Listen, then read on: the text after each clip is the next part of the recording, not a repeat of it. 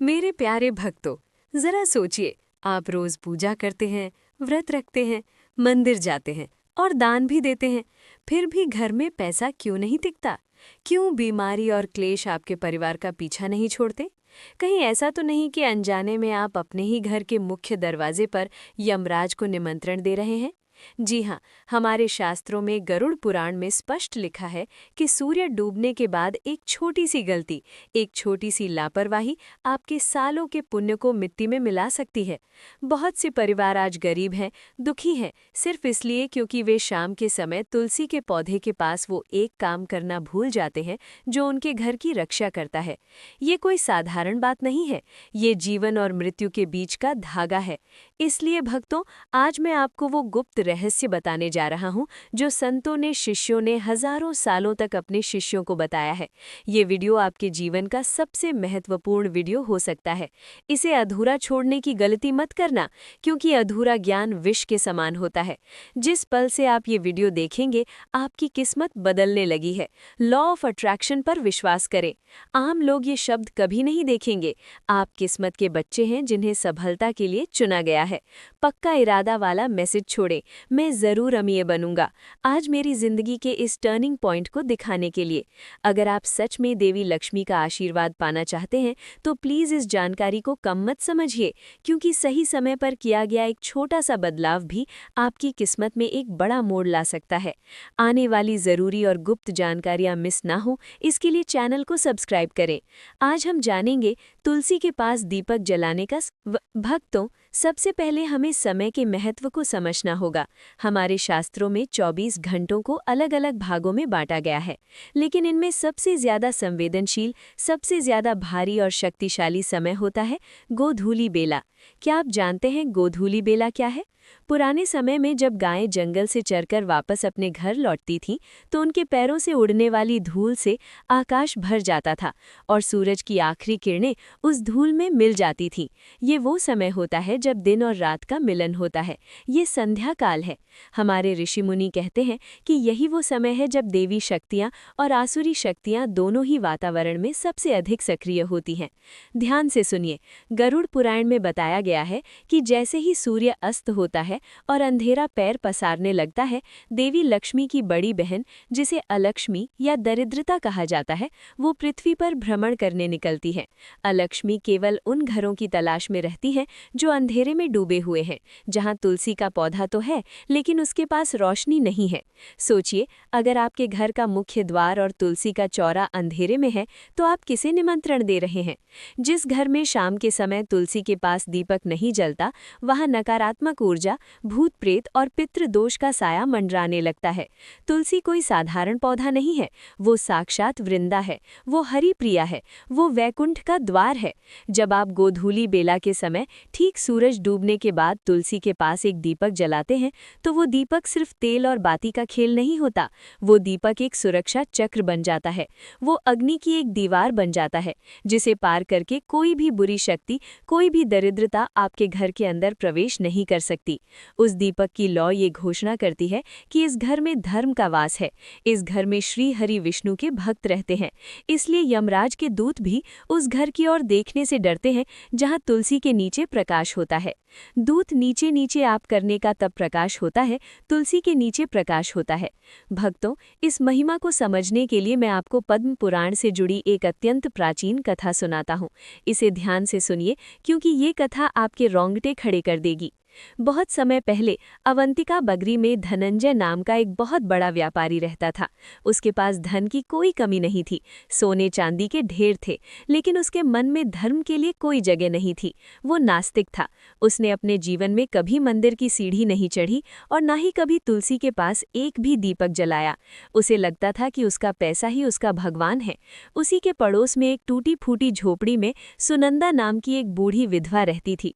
सुनंदा के पास खाने को दाना नहीं था, पहनने को अच्छे कपड़े नहीं थे, लेकिन उसके पास एक अनमोल धन था। वो थी उसकी तुलसी भक्ति। चाहे आंधी आए, चाहे तूफान आए, सुनंदा हर शाम गोधूली बेला में अपनी झोपड़ी के बाहर तुलसी के पौधे के पास मिट्टी का एक छोटा सा दीपक जरूर जलाती थी। वो कहती थी, हे माँ तुलसी, मेरे पास तुझे देने को घी नहीं है, लेकिन मेरे आंसुओं और मेरी श्रद्धा को स्वीकार कर। समय का चक्र घूमा और एक दिन धनंजय की मृत्यु हो गई।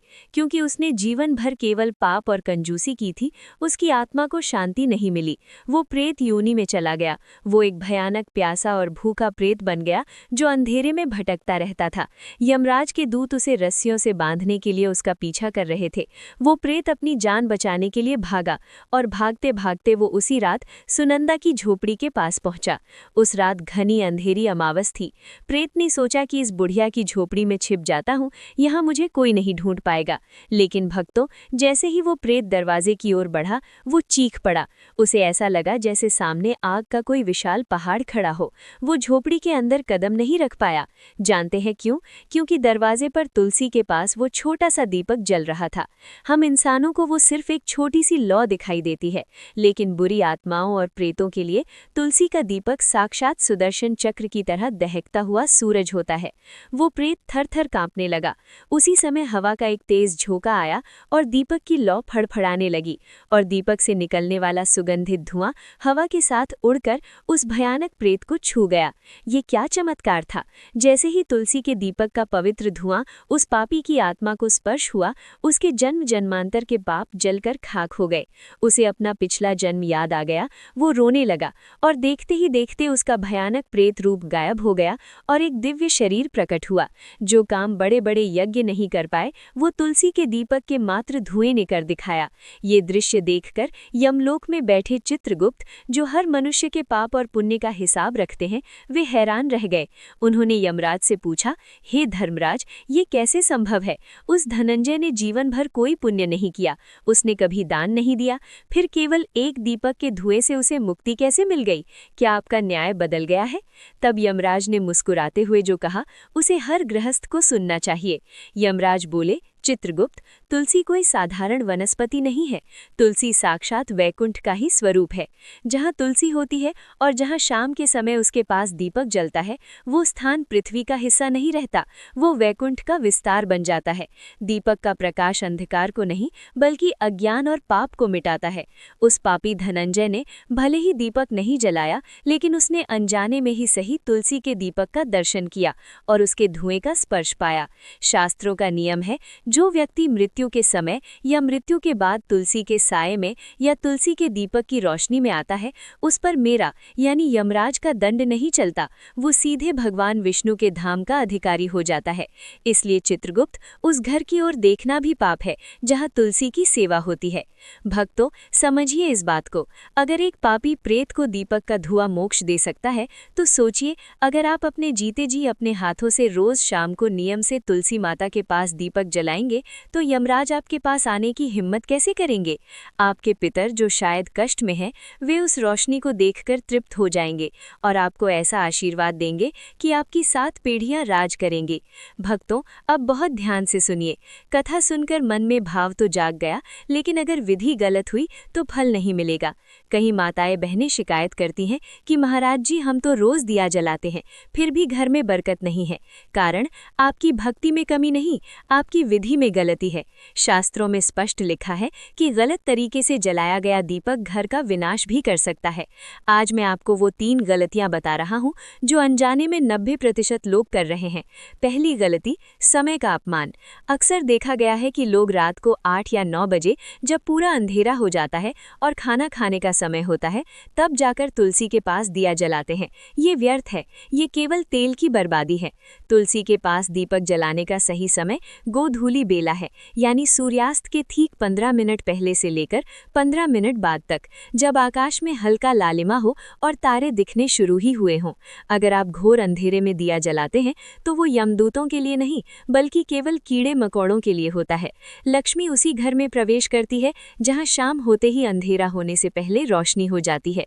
दूसरी ओर, सबसे खतरनाक गलती, दीपक को भूमि पर रखना। ये गलती लगभग हर घर में होती है।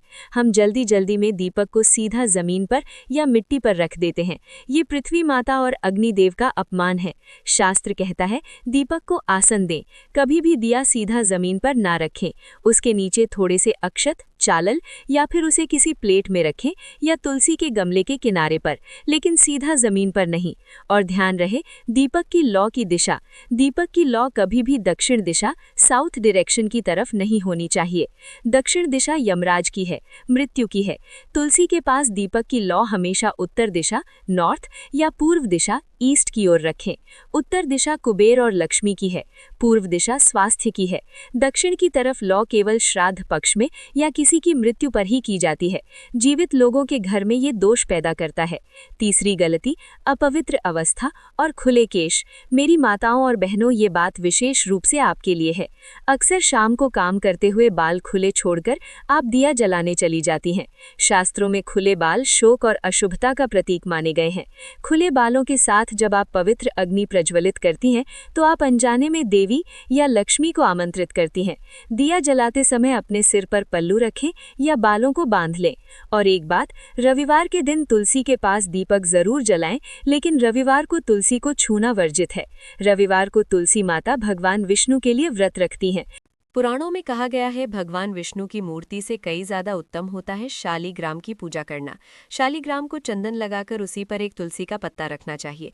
प्रतिदिन शालीग्राम को पंचामृत से स्नान करना चाहिए। ऐसा करने से सभी जन्मों के पाप नष्ट होते हैं। शालीग्राम सकारात्मक और सात्विक ग्रह का प्रतीक होता है। अंतिम महत्वपूर्ण बात आपको बता दें कि तुलसी का पौधा कभी लालच में आकर नहीं लगना चाहिए। तुलसी का पौधा लगाएं तो उसकी नित्य पूजा करना आवश्यक है। अगर आप इन नियमों का पालन नहीं कर सकते हैं तो तुलसी का पौधा घर में लगाकर तुलसी माँ का अपमान भूल से भी ना करें। इससे आपको विपरीत परिणाम भोगना पड़ सकते हैं। तो भक्तों, इस प्रकार से आप तुलसी के गमले में ये चीज़ अवश्य रखें और सच्ची श्रद्धा से तुलसी के पौधे की देखभाल करें। माँ लक्ष्मी आपके जीवन में खुशियाँ और धन संपत्ति लेकर आएंगी और साल 2026 में आप धनवान बन जाओगे, क्योंकि माता लक्ष्मी आपसे प्रसन्न हो जाएंगी। अपने तुलसी के पौधे की नित्य पूजा करके माता लक्ष्मी को प्रसन्न कर लिया है और 2026 में आप धनवान बन जाओगे। इसका रिजल्ट आपको इसी महीने में देखना प्रारंभ हो जाएगा। अगर आप इस उपाय को ऊपरी मन से करते हैं तो आपको कोई लाभ की प्राप्ति नहीं होगी। आपकी